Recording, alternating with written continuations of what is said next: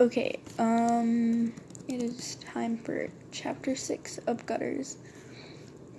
Sorry if it sounds like I have a bit of a lisp, but I have my retainer in. Okay, I'm probably gonna wind up taking it out. You know what, hang on.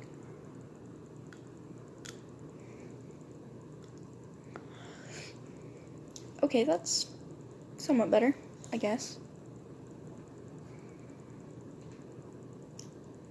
Yep. Okay, let's start. How many minutes is this? 17. Wow.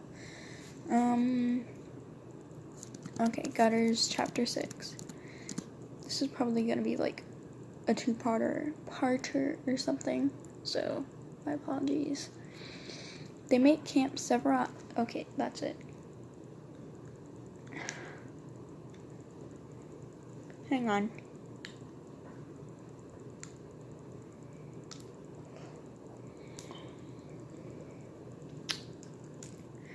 I had to take out my other retainer. Okay. They make camp several hours after leaving the flea market in a huge overturned concrete pipe. A heavy leftover from one of the many factories in the surrounding area. They find it by chance, just a gray edge poking through just a gray edge poking through tangles of weeds and mud, and though they both could have walked a good deal longer, Denmark deemed it time to break for the day on the grounds that finding better shelter would be unlikely. He immediately sets to laying out their belongings in the center of the tube before Seeling can vote yay or nay on the dirty old thing. It's still pretty early, he says after they've both eaten. Want to learn how to rifle? Tired as he is, the prospect of firearm education perks him right up, and he nods enthusiastic and wiggles out of his goggles and hood while Denmark pulls the rifle up and moves to the front of the pipe where the smallest bit of light still trickles in through the web of overgrown roots. He motions for Peter to sit down in front of him and circles his arms around his waist, the rifle set in the boy's lap, and points to the base of the forestock.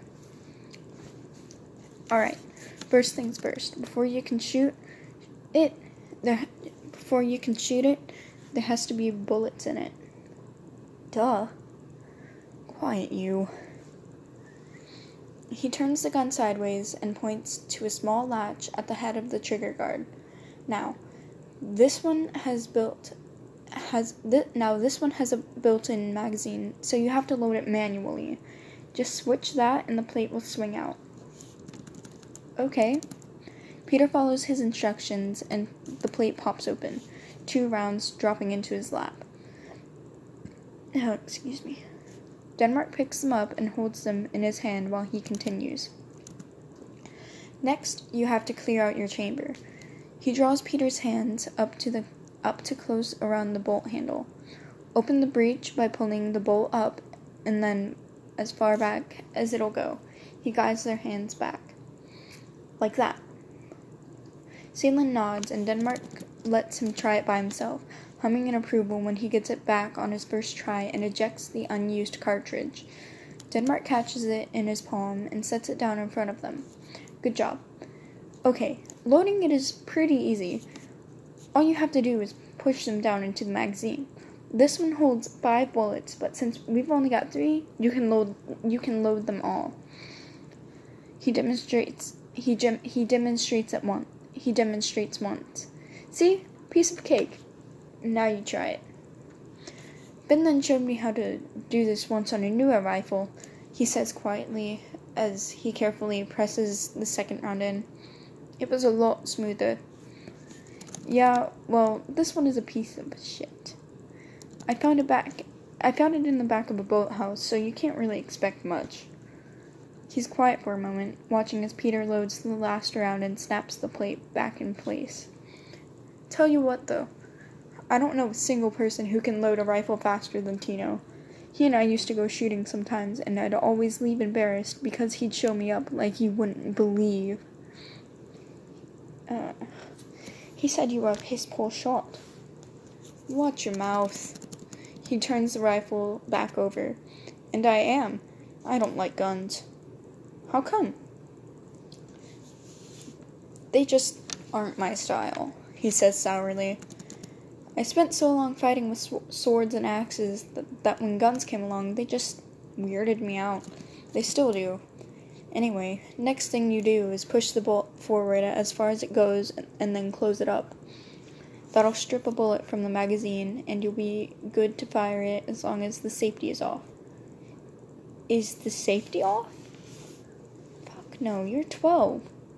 I am not. He rolls his eyes. Wait, oh crap, I read that wrong. He rolls his eyes. Okay, fine. You look 12. Now here, sit up. He swats at Peter until he fixes his posture and guides him to wrap his right hand around the grip. Never put your finger into the trigger guard until you're ready to fire. Got it?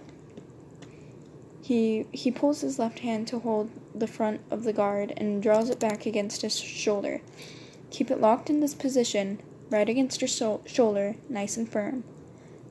Good. He lets go of Peter's hands and lets him hold it himself, adjusting to the weight and getting it into a comfortable position. If you can, try to remember to breathe when you shoot it. It'll help you keep your balance, and it'll make your shot a hell of a lot more accurate than it would be if you were panicking. Peter nods and practices shouldering the rifle several times. I wish I could try actually shooting it. Me too, but those 3 are the only rounds I've got. We need to save them. You haven't been able to find any more? Nope. That's why it's so important to not waste the ones we have. He sighs and leans back a bit. It used to be that I had 2 for emergencies and 1 for me, but now it's just 1 for emergencies. Peter goes rigid. What do you mean, 1 for you? You know what I mean. Just in case. He swallows he swallows thickly and hands the rifle back to him. Both of them crouching down and crawling back into the center of the pipe where their bedding is. And now you only have 1 for emergencies because... Wait, oh crap. Oof, I'm gonna read that sentence over again. And now you only have 1 for emergencies because one's for you. Denmark sets the gun down beside them and lies down. After Peter joins him, he draws the blankets up and yawns when the boy curls up next to him and lays his head against his shoulder, tucking himself close, settling awkwardly in the cramped space. As the last of the daylight fades, Seelan goes quiet and taps a finger against his knuckles, heart fluttering anxiously. Hey, Denmark? He asks, soft enough to not to echo against the walls. I don't think I could ever shoot myself. That's okay. It is? Yeah. Why? Because if the time comes, I'll do us both. That takes the breath out of him. You would do that? You'd kill me? Denmark nods. If it meant saving you from something worse. He sighs at Seelan's startled silence and brings a hand up to ruffle the boy's hair. Don't take it the wrong way. It's not an easy task. It's not exactly a task I want to do, and things would have to be absolutely unsalvageable to make me do it. There are very, very few situations that I can think of that would ever put me in that position. Like what? That's a pretty grim question if you ask me, don't you think? Just tell me. He exhales slowly, thinking. If we were about to be caught by bad guys, or bad people, and there was no escape, I'd do it. Because the alternative is worse? Absolutely. A pause. Do you think the bad people will ever catch us? This time, it is Denmark that falls silent. After a moment, he turns onto his side and pulls Peter into his arms, pressing his cheek to the top of his head. If they do, I'll never let them touch you. So, do you think they will? Denmark sighs again and hugs him a little tighter. Go to sleep, Peter. It is late into the afternoon on an especially cold day when an accident occurs. With the trading post several days behind them, they have found their way into a small town that, compared to the other cities they have passed through, is still in relatively good condition. Ew, excuse me. Most of the buildings still upright despite their charred, ash-smeared exteriors, and the pavement of the main street is still flat and even enough to walk in a straight line. After having been through so many dilapidated, ruined communities, to find one intact has an eerie feeling to it, and Peter can't help the nervousness that bubbles in him when they come upon the town. From on top of the hill, he can't see much more beyond the fact that it is still standing, but Denmark stops him and stares into the distance for a long time before squeezing Seeland's hand and leading him down to the streets. Stay close, he tells him. With this much still in good shape, there are bound to be people living here. Peter nods and keeps his eyes open for any sign of movement along the main drag. The streets are choked with trackless ash, undisturbed except by their own feet. But there is a light breeze that seems to blow in a consistent stream around them. Through the bent lampposts and broken windows, a bare breath of wind that swirls the dust into resettling every few minutes. The main street seems deserted, but when Denmark turns around and finds that their own footprints are disappearing in their wake, neither of them believe for a moment that they are alone. They keep close to the walls of buildings as they walk, slow and careful, and Denmark always stops at intersections to throw rocks into the streets, breaking the snowy silence and waiting tensely for any break in the stillness before continuing on. They cross the street sparingly to keep out of the open and check every corner before they round it, but no life makes its presence known to them. The town is seemingly devoid of humankind. From somewhere in the distance they can hear something flap in the wind, but the ash is too thick to see that far ahead, or farther than a block even. He has not seen visibility this poor in any of the other cities. They have crossed through, and he is quite certain that if he were to let go of Denmark's hand and get separated from him, they would not be able to find each other quietly. How come the ash is so bad here? Peter asks softly when they stop at another intersection and Denmark peers into the shattered window of an old post office. It doesn't smell like anything is on fire. I don't know. There's probably something big burning in the next city over. Maybe a forest or something. He pauses and draws away from the building. I don't understand it. There are so many places to hole up here, but there's just nothing. No people, no animals, zip. They begin to walk again. Maybe they're all hiding, Peter suggests. There are lots of building left, so I don't know. I just feel like we would have seen someone by now, or the remains of someone. He nods at the empty gutters on the street.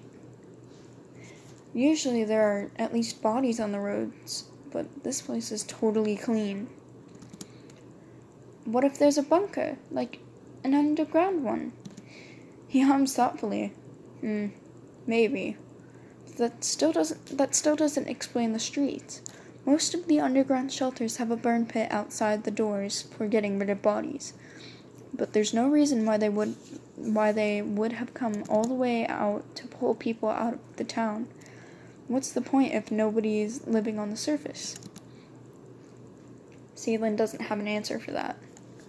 They stop again at an intersection on the edge of town, and Denmark points to a large building across the street. That place was a cannery. Oh my god, I can't speak. That place was a cannery, he says.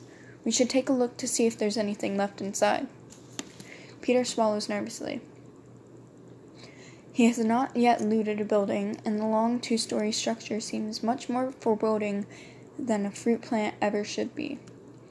He follows Denmark across the street and holds onto the rifle while the older man cracks the back door open with the crowbar, keeping watch while Denmark has his back turned. The wood is old and gives easily, the loud splinter echoing through the town when the hinges burst loose, swinging open into a dark, dust-swathed office. Denmark slides the crowbar back into his pack and shoulders the gun as he steps into the room. We should head upstairs, he says after a moment of rifling through the desk and finding nothing of use. That's probably where they did everything. Sealand looks up from an ashy stack of old magazines on the coffee table and holds one of them up. Can I take one of these? Sure, whatever you want. What is it? I don't know. A nature magazine or something. He shifts his backpack to his front and tucks the issue away alongside the now dry sketchbook. The now dry sketchbook Denmark had gotten for him. He hasn't drawn anything in it yet, not wanting to waste the ink in Denmark's only pen. They make their way into the main shipping area of the first floor, where they find a tall staircase leading up to the packing quarter. There is less dust here, but the darkness is no less intimidating as they begin to cautiously climb up.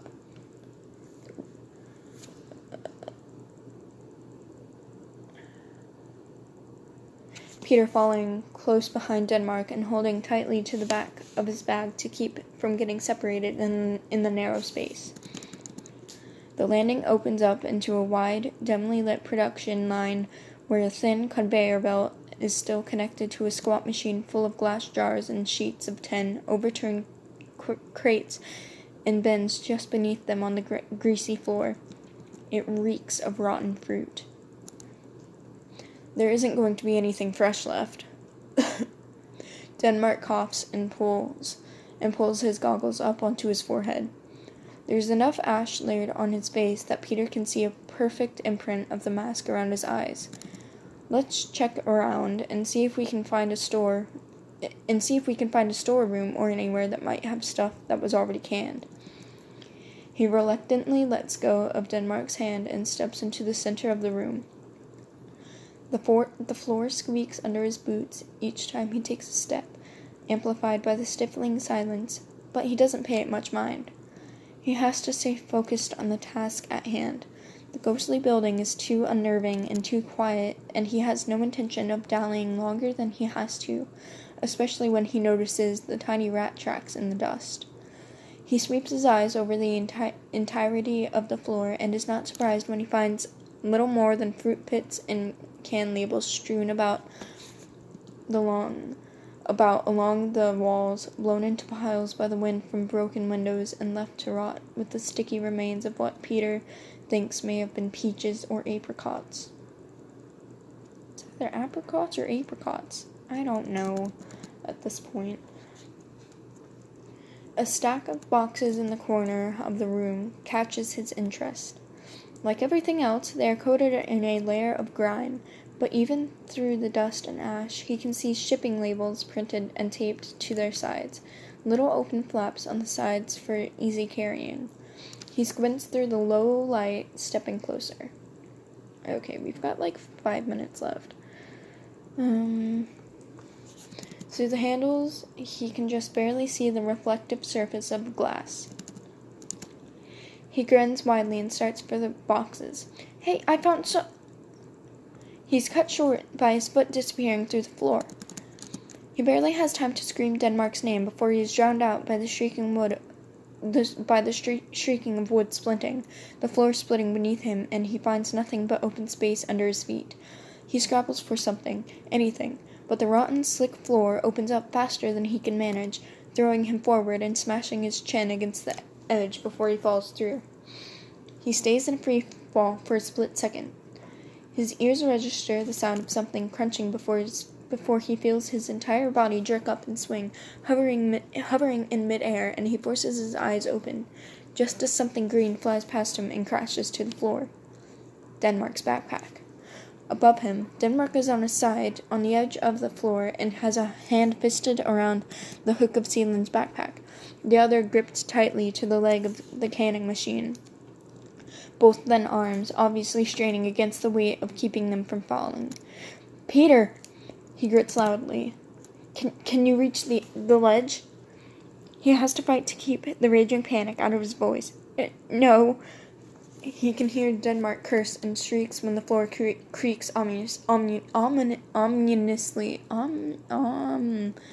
my god. Ominously. It's going to break again. Fuck. I know, hold on. He rolls over onto his stomach. "Hold on to my hand, alright? I'm going to pull you up. When you get to the edge, try to get your feet over it." Peter's hands fly up to grip Denmark's bony wrist, and he holds his breath when the older man begins to haul him up, inch by inch, groaning as he struggles to force himself backward, away from the jagged ledge, and back toward the conveyor belt. Excuse me. All the while, the floor continues to creak and moan, and it takes all of Peter's self-control not to scream at Denmark to hurry up, settling instead to stare up pleadingly at his tense face, creased with effort and grimacing hard. His eyes snap open when another loud crack echoes through the room, and he gives one last enormous heave, yelling through his teeth and dragging Peter over the edge just as the floor opens up again and swallows the boxes, the sound of shattering glass and smashing tiles exploding through the entire building when they land on the first floor. He falls forward against Denmark's chest, and they both tip back against what is left of the landing. Peter shakes like a leaf when he pushes himself up and turns around to look at the huge hole in the floor while the dust settles and the factory eases back into silence. He squeezes the front of Denmark's jacket. "Don't cry," he thinks to himself. "Don't cry, don't cry, don't cry." A high-pitched whine suddenly sounds in the distance. It starts slow and quiet, stilted like it can't quite make it, but builds until it is a harsh wail that drowns out anything else. It's a static sound, like an old record amplified on stereo speakers. A siren. Denmark shoots to his feet. "We have to go," he says quickly. "We have to go. Now." Peter looks up at his stricken face, yelping when Denmark grabs his arm with a rough hand and begins to drag him toward the stairs. Why?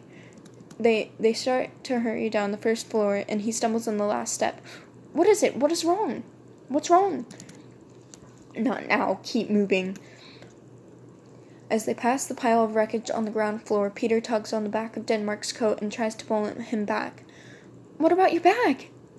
he cries. He gestures frantically at the rubble bearing the pack. "Everything is in your bag." Denmark rounds on him and yanks him forward. "Leave it," he yells. "We'll replace it later." They burst through the back door, and immediately Denmark breaks into a dead run.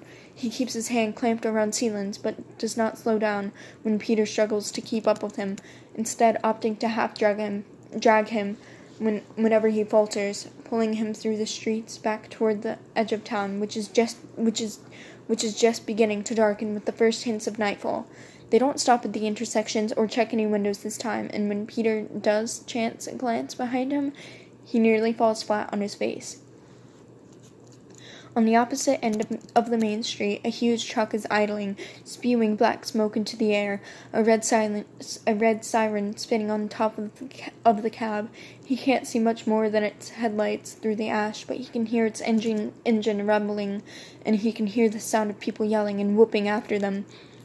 Something hot whistles past his cheek and shatters the window of a car parked on the sidewalk. "Keep running!"